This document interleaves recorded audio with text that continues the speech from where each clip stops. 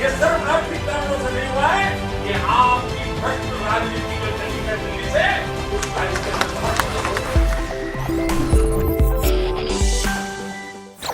नमस्कार, मैं हूं आपके साथ स्वाति सिंह और आप देख रहे हैं दी घंटा। दोस्तों, जब देश में बीजेपी की लहर चली थी उस दौरान एक नारा दिया गया था कि सबका साथ सबका विकास। कहा गया था कि अच्छे दिन आएंगे। किस तरीके से देश में अच्छे दिन आ गए हैं ये आज हम आपको बताएंगे। आपको बता दें कि देश के अंदर $1 की कीमत 80 रुपए के पार चली गई है। जी हाँ दोस्तों, किस कदर अच्छे दिन आ गए हैं ये साफ तौर पर आप देख सकते हैं। बीजेपी सरकार ने अच्छे दिन वाकई में दिखा दिए हैं। अब आप सोच रहे होंगे कि आप में से कई लोग ऐसे होंगे जो सोचते हैं कि $1 की कीमत 80 के पार जाना क्या होता है। तो हम आपको बता दें कि एक्सपोर्ट्स और देश के कारोबारी जो बाहर से सामान को खरीदते हैं, अगर जो पेमेंट की जाती है वो डॉलर में की जाती है। अगर $1 की कीमत 80 रुपए होगी, यहाँ तक कि 80 के पार चली गई है और आगे बढ़ने की संभावना है। जब बाहर से सामान खरीदा जाएगा महंगे में, तो देश के अंदर महंगे में बेचा जाएगा और देश के अंदर महंगाई किस कदर बढ़ जाएगी ये आप साफ तौर पर सोच सकते हैं। देश के अंदर किस तरीके से बेरोजगारी दर दिन पर दिन बढ़ता जा रहा है और अगर मोदी सरकार के 8 साल के कार्यकाल को देखा जाए उस दौरान किस तरीके से ये भी देखा गया कि दिन पर दिन $1 की कीमत बढ़ती चली गई और अब जाकर 80 के पार पहुंच चुकी है। जी हाँ दोस्तों, और देश को बर्बाद करने के पीछे, जनता को बर्बाद करने के पीछे किन लोगों का हाथ है जिन्होंने बीजेपी की पब्लिसिटी बड़े खुलेआम की थी, वो भी आपको दिखाएंगे। आपको बता दें कि स्वामी रामदेव ने किस तरीके से बोला था, ट्वीट किया था। उन्होंने बोला था कि काला धन निकलेगा तो 30 रुपए पेट्रोल हो जाएगा, लेकिन वही पेट्रोल के दाम जब आसमान पहुंच गए, पेट्रोल के दामों ने आसमान को छू लिया। उसके बाद रिपोर्टर्स ने उनसे पूछा जाके, तमाम रिपोर्टरों ने सवाल किए। एक रिपोर्टर का तो वीडियो भी वायरल हुआ था जहां रामदेव ने सरासर किस तरीके की बदतमीजी, बदसलूकी रिपोर्टर के साथ दिखाई थी। एक नजर पहले इस वीडियो पर डालिए और देखिए किस तरीके से देश की जनता को गुमराह करने में किन किन का हाथ है। एक नजर इस वीडियो पर। बाबा जी, मैंने कहा था पूछ पड़ेगा मेरी। हाँ बाबा जी, आपकी कंपनी पतंजलि, बाबा जी आपकी कंपनी पतंजलि ऐसे जाता ना आदमी को ना, आप ही ने कहा था। अरे आदमी को मैं कह रहा भाई ऐसे प्रश्न मत पूछो। बाबा जी, मैं तेरे प्रश्नों का उत्तर देने के लिए कोई ठेकेदार है कि तू जो भी पूछा मैं उसका उत्तर दूं। देखा आपने, ये रामदेव बाबा ने जिस तरीके से पेट्रोल के लिए बोला था कि भाई काला धन निकलेगा तो 30 रुपए पेट्रोल हो जाएगा। वहीं आपको बता दें कि श्री श्री रविशंकर जो हैं उन्होंने भी एक ट्वीट किया था जहां उन्होंने साफ तौर पर बोला था कि $1 की कीमत 40 रुपए हो जाएगी अगर प्रधानमंत्री नरेंद्र मोदी बन जाएंगे देश के। तो प्रधानमंत्री नरेंद्र मोदी तो बन गए, लेकिन डॉलर की कीमत किस तरीके से दिन पर दिन बढ़ती जा रही है ये साफ तौर पर आप देख सकते हैं। आपको बता दें कि ये तो देश को बर्बाद करने के पीछे इन लोगों का हाथ रहा ही है। बीजेपी की पब्लिसिटी साफ तौर पर देखी गई है। जब बीजेपी मैदान में उतरी, चुनावी मैदान में नजर आई थी, उस दौरान बीजेपी की आंधी देखी गई थी और ये आंधी ऐसे ही नहीं चली थी दोस्तों। वहीं आपको ध्यान होगा जब मनमोहन सिंह की सरकार थी उस दौरान प्रधानमंत्री नरेंद्र मोदी ने किस तरीके से उस सरकार पर निशाना साधा था, क्या कुछ बोलते हुए नजर आए थे और उस वक्त की सरकार पर किस तरीके के आरोप भी लगाए थे। बोला था कि आखिरकार बताओ, देश की जनता से सवाल किया था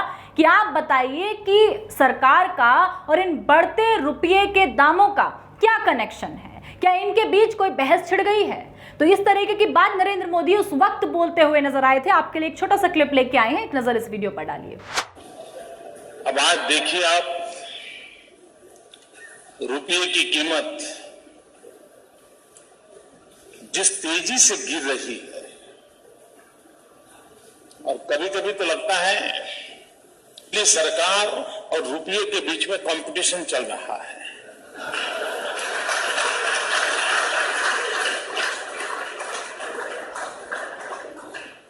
किसकी आबरू तेजी से गिरती चली जा रही है, कौन आगे जाएगा, इसकी कंपटीशन चल रही है। देखा आपने, ये प्रधानमंत्री नरेंद्र मोदी ने उस वक्त बोला था।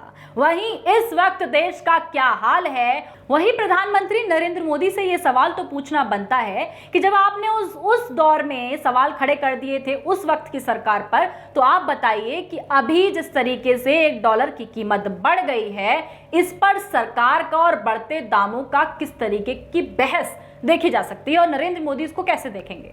वहीं आपको बता दें कि ये एक ही वीडियो नहीं है जो उस वक्त प्रधानमंत्री नरेंद्र मोदी ने सरकार पर निशाना साधा था, मनमोहन सिंह की सरकार पर, कि इनकी सरकार किस तरीके से काम करती है, महंगाई को बढ़ाती है। और जगहों पर और देशों में तो ऐसा नहीं होता है कि दाम बढ़ जाते हैं, $1 के में रुपये की कीमत आसमान छू लेती है, इन्हीं की सरकार में क्यों होता है। तो वही सवाल तो बीजेपी से भी पूछना बनता है कि आप आखिरकार आप बताइए किस तरीके से दिन पर दिन $1 की कीमत बढ़ती जा रही है, रुपया आसमान छू रहा है, इस पर आप क्या कहेंगे।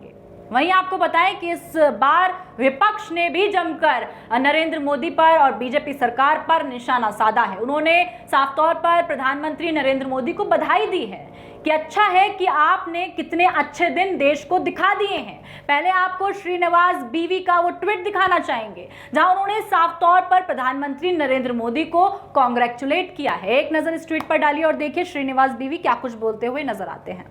आप श्रीनिवास बीवी का ये ट्वीट देख रहे होंगे जिन्होंने साफ तौर पर लिखा है कि थैंक यू मोदी जी, रुपये ने कभी नहीं सोचा था कि वो $1 के सामने इतनी ऊंचाई को छू पाएगा। आप साफ तौर पर ये ट्वीट भी आपने देखा होगा। वहीं हमने आपको वो भी क्लिप्स दिखाए थे जहां पर किस तरीके से बीजेपी की पब्लिसिटी की गई थी कि भाई जो पुरानी सरकार है वो कितनी महंगाई दर बढ़ाती आई है, लेकिन बीजेपी आएगी तो महंगाई को कम कर देगी। लेकिन साफ तौर पर आपने देखा ही जब से बीजेपी सरकार आई है, बेरोजगारी दर हो या महंगाई दर हो, आसमान को छूता हुआ नजर आ रहा है। वहीं राहुल गांधी के इस ट्वीट पर नजर डालिए कि राहुल गांधी क्या कुछ बोलते हुए नजर आए। एक नजर इस ट्वीट पर राहुल गांधी ने ट्वीट किया है, अगर $1 की कीमत 40 रुपए होती है तो वो रिफ्रेशिंग होता है, $1 की कीमत 50 हो जाती है तो वो इंडिया में क्राइसिस हो जाते हैं, अगर 60 रुपए होती है तो आईसीयू में पहुंच जाते हैं, 70 होती है तो आत्मनिर्भर हो जाते हैं और 80 रुपए पहुंच जाती है तो अमृत काल हो जाता है। ये साफ तौर पर आप राहुल गांधी का ट्वीट देख पाए होंगे जिन्होंने साफ तौर पर बताया है कि किस तरीके से देश में अलग अलग कीमतों पे देश का क्या हाल होता है, ये उन्होंने साफ तौर पर अपने ट्वीट्स में बताया है। रणविजय सिंह साफ तौर पर अपने ट्वीट में ये बताते हैं कि मनमोहन सिंह की सरकार में जब वो 10 साल के कार्यकाल के अंदर 13% ही $1 की कीमत में बढ़ोतरी हुई थी और जब मनमोहन सिंह गद्दी छोड़कर गए थे, जब उनकी सरकार हटी थी, उस दौरान $1 की कीमत 58 रुपए थी। लेकिन वहीं अभी नरेंद्र मोदी की सरकार को देखा जाए और प्रधानमंत्री नरेंद्र मोदी के कार्यकाल को देखा जाए तो 8 साल में नरेंद्र मोदी के कार्यकाल के अंदर $1 की कीमत 80 के पार चली गई है। ये साफ तौर पर देखा जा सकता है। मैंने आपको नरेंद्र मोदी की एक छोटी सी क्लिप दिखाई थी जहां पर साफ तौर पर नरेंद्र मोदी देश के प्रधानमंत्री और उस वक्त की सरकार पर किस तरीके से निशाना साध रहे थे और इस वक्त आप देख सकते हैं कि देश का क्या हाल है। दोस्तों, ये तमाम ट्वीट्स, ये तमाम जानकारियां आपको दिखाने का एक मात्र ये मोटिव रहता है, उद्देश्य रहता है कि साफ तौर पर आप समझ पाएं कि सरकार जब आती है तो तमाम वादे किए जाते हैं, विपक्ष पे वार किए जाते हैं, लेकिन जब सरकार चलती है उस दौरान देश का क्या हाल होता है। और बीजेपी में साफ तौर पर देखा गया कि किस तरीके से एकदम गुब्बारे में हवा भरी गई और उसके बाद जब सरकार बन गई तो किस तरीके से गुब्बारे की हवा निकलती हुई नजर आ रही है। वहीं आपको बता दें कि इस बढ़ती महंगाई से गरीब के ऊपर तो असर पड़ने वाला है, लेकिन इससे किसी भी उद्योगपति के ऊपर असर नहीं पड़ेगा। तो आप खुद सोच सकते हैं कि बीजेपी देश के लिए घातक है या अभी भी अंधभक्तों का जो भरोसा है, विश्वास है, वो बीजेपी पर कायम रहेगा। आपकी क्या राय है, आप क्या सोचते हैं? जिस तरीके से देश के अंदर अभी देखा जा सकता है कि दिन पर दिन बेरोजगारी बढ़ती जा रही है, दिन पर दिन महंगाई बढ़ती जा रही है और आने वाले टाइम में अब ये भी कहा जा रहा है कि ये जो $1 की कीमत 80 के पार गई है, अब इसके भी पार जाएगी। अगर वो हो गया तो देश के हालात कैसे होंगे? क्या वो हालात हम श्रीलंका के हालात से जोड़ सकते हैं? इस पर आपकी क्या राय है? कमेंट बॉक्स में अपनी राय जरूर शेयर कीजिएगा और अगर अभी तक आपने हमारे चैनल को सब्सक्राइब नहीं किया है तो सब्सक्राइब करना बिल्कुल ना भूलें। तमाम जानकारी और खबरों के लिए हमारे साथ बने रहें और देखते रहें दी कंटाप। धन्यवाद।